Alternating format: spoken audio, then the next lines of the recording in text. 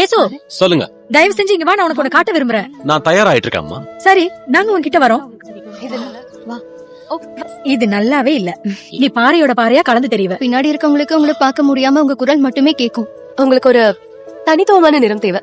தீர்க்க தரிசனத்துல என் தோற்றம் என்ன சொல்லுதுன்னு எனக்கு தெரியும். உங்களுக்கும் தெரியும். அதை மாற்ற முயற்சியா? நீலம், நீரையும் வானத்தையும் போல சமாதான சின்னமா? சிவப்பு உணர்வு, ரத்தம், தியாகம், அன்பு ஆகியவற்றின் சின்னம்.